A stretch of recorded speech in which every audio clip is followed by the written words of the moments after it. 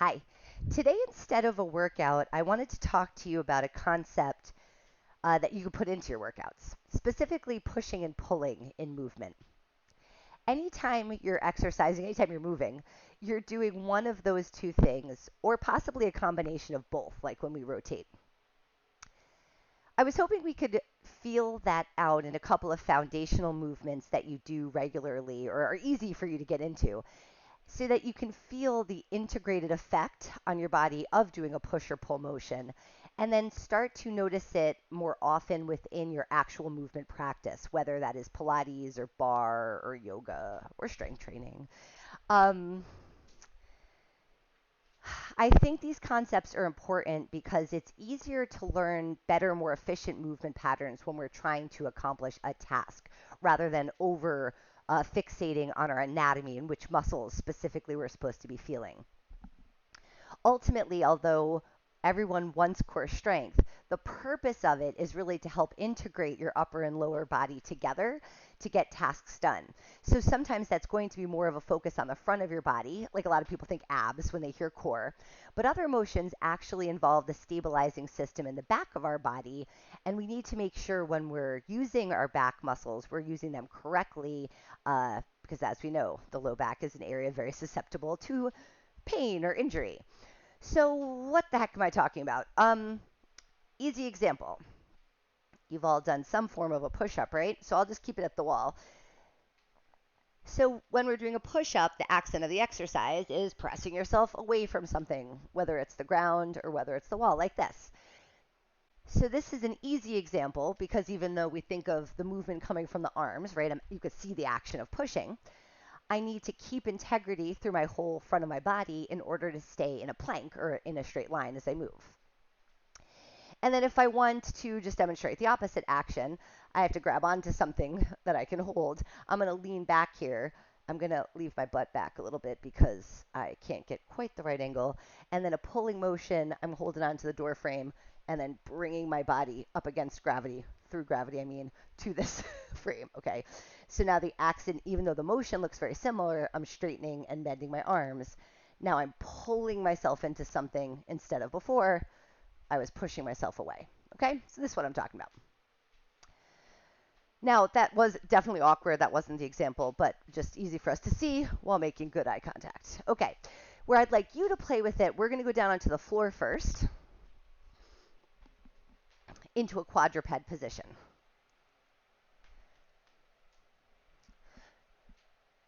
So here I want you to emphasize keeping your back flat or neutral, however you like to think about it. Spread your fingertips wide on the floor so you can utilize your whole hand to help your arms execute this movement. Now, I'm sure you've seen this before in some of our workouts. I'm going to have you just push yourself forward and backwards, more towards your heels and more towards your hands. And try to keep it in a range where you can keep your back flat the whole time. If you go all the way to child's pose, you can see your spine ends up flexing. So when I'm in this situation, as you're filling it out, when I'm pushing back towards my heels, my arms are doing the pushing action. So you can feel kind of a pressing away through the heels of your hands. And then when I shift forward towards my hands, if you keep your attention at the heels of your hands, you're pulling and it feels like you're dragging your hands towards your knees to bring you forward. And just feel that a few times. So I push myself backwards with my arms, and then I dig those hands into the floor and I pull myself forward. As you keep doing that switch, notice how when you're pushing your weight back, you get a bracing through your core. And when you pull yourself forward, more tone in the back of your body. It's not that your abdominals completely relax because we still need those deep layers like a sling of support to hold our torso neutral. But the actual motion to pull your body forward is coming from your lats, those big muscles in your back that go from your shoulder down to your low back. And they're really important for pulling actions, but also to help your body stay erect in your tallest posture.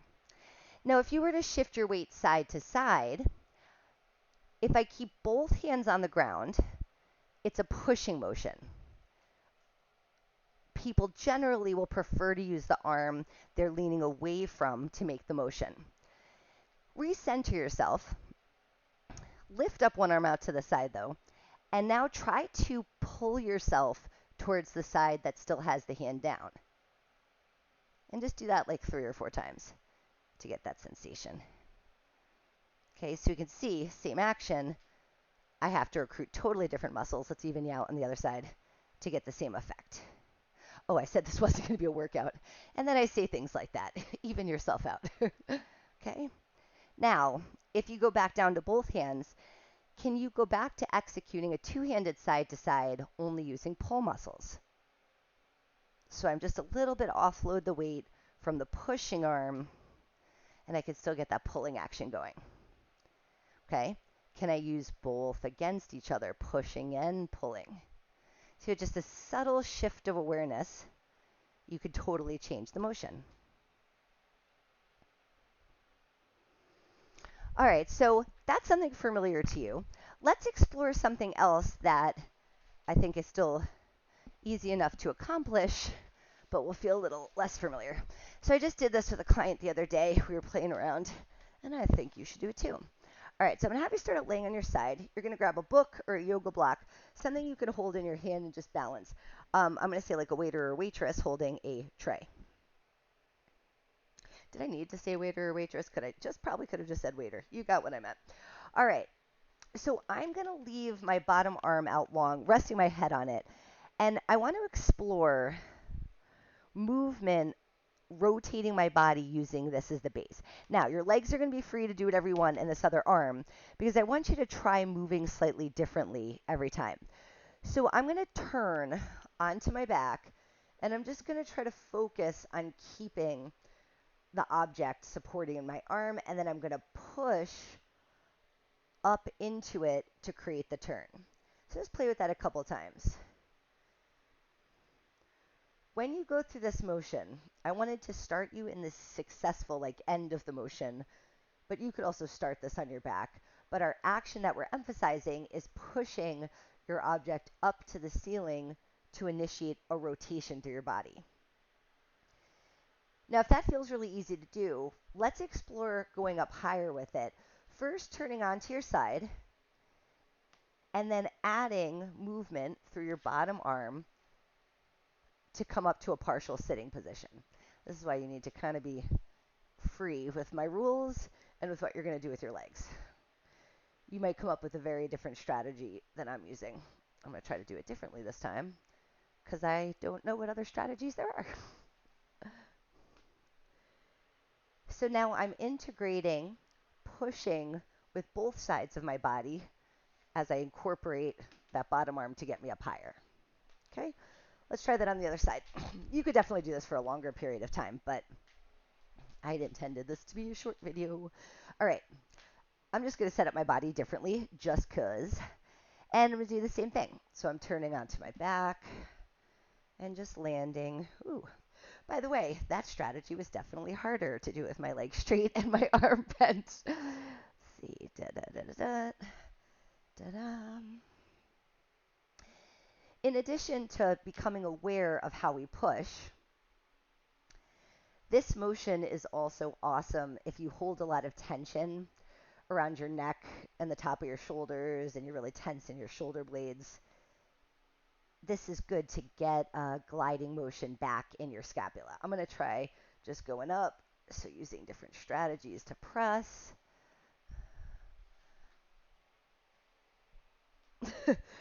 Sorry, I'm kind of giggling a little bit. This is like the worst demonstration of a poorly executed Turkish getup almost.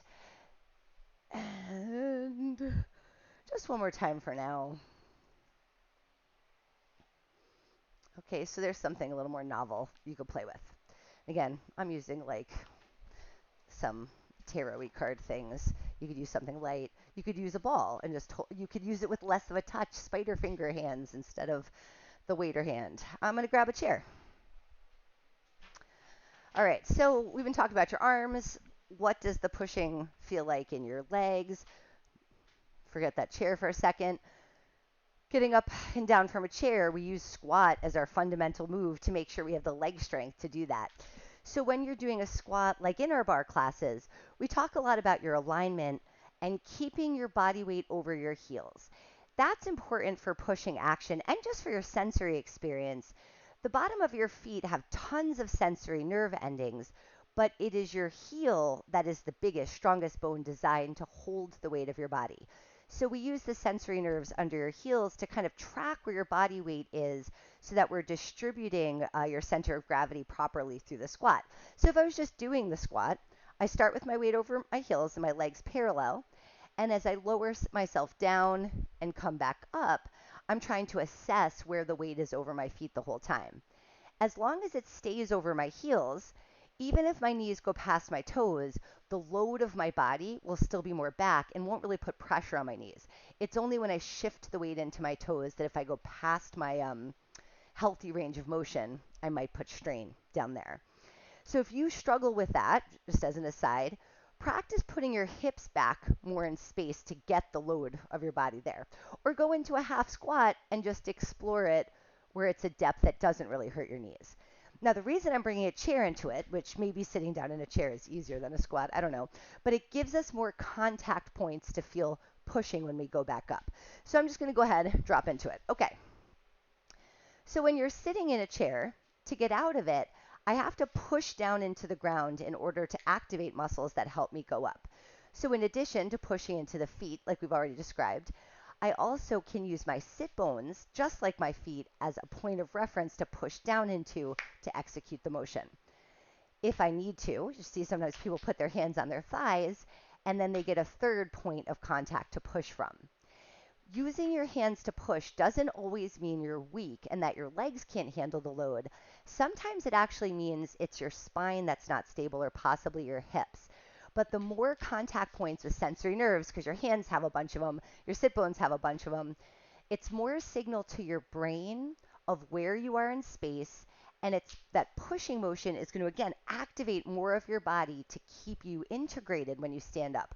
So the choice to press with your arms might be about your balance system and the stability of your trunk, not really weakness. So let's play around using all three first. Even if you don't use your hands, use them. All right, so hands on your thighs. I want you to hinge forward a little bit, and before you stand up, push your weight into your sit bones in your hands, then transfer it to your feet and rise up, and then come back down again. Let's do that a couple times. So as you press into your hands, I'll bring your attention there first, because that's what I'm going to then take away. Giving that pressure into your thighs is what's helping you pull your core in before you start lifting up. It's like I get a little warning. Hey, harder work's coming. Kick that in. Stay with me now as you go up. That's how I talk to my body, I guess. All right, take your hands away. And now, so we just got pressure into your heels, pressure into your sit bones, and then push up. And you can see my body going through all those squat angles. As I transfer the force into my heels, I'm in that lightning bolt shape on my way to rising up. When I arrive at the top, the goal is to get my hips, my ribs, and my head all stacked up over the heels. And just one more time. Okay. All right, so you can practice it there. And remember, this isn't a workout. This is just a place for you to give this a try later on as you're going through your day. Now, another push-pull, just so I can give you something a little more advanced to do with your legs. This is one we do in a lot of barre classes. Shifting from a lunge to a fencer's lunge. This is a different kind of push-pull action coming from your legs. I'm going to have you start in a staggered stance. Bend both of your knees so you're in a traditional gym-style lunge. Vertical torso, back knee bent, and most of the weight of your trunk is over that back thigh. From here, let's just put your hands on your hips so you have that reference point. I'm going to have you push yourself forward with your back leg, extending that knee, and we're going to shift into a fencer's lunge. When we're here, you're in a straight line from your back foot to your head, and you can see I've hinged forward, so I'm on that angle with the weight in the front leg, push down into that heel again. And now I'm going to push myself backwards into the lunge. All right, sorry, I don't love how I use that word. You're pushing yourself forward. That was true. You're pulling yourself back, though. I'm going to make that point, and I didn't do it. When I'm pushing myself forward, I press the ball of the foot into the ground. That activates the front of my leg. So here, I'm going to get my quads active, my glutes active to push my hips down. And when I pull myself backwards, I'm using my hamstring and activating, flexing my knee to bring my body back in space. So give that a try. You're shifting forward, pulling back. You need those arms harder. You can put them there. You can put them here. And just try one more time on this leg. So shifting forward and pulling back. Not to tell you what to do, but a lot of you need that kind of hamstring work, the pulling back to the lunge. That push pull between our legs is one that we're often deficient at because of how often we sit on chairs. Our hamstring tissue spends a lot of times being smushed against the chair seat, and using it to get shorter and longer in a movement like this is great for them. Okay, so I drop down into the lunge, back heels off the ground and both legs are parallel.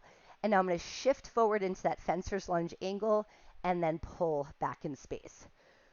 Trying to keep integrity here involves all those core muscles again. So I'm trying to maintain the alignment of my head and my ribs and my hips. So as they shift angles, they all come together. Almost like I was a statue and I didn't have a movable spine. Okay? When I suggest something like putting your arms in another place, it speaks to that, like the challenge of keeping your torso in line. Putting the arms up makes you taller from your hips to your fingertips, hips to my fingertips, and will help challenge your core to hit that long line. A lot of people lose their glutes there, so make sure you're still pushing down and then dropping into that back knee when you come back up. Okay, so there's a couple simple moves that you're probably familiar with already that you can bring your attention into within your workouts to see if you can activate more muscles, of course, but more integrated strength through your body as you move. Have a lovely day.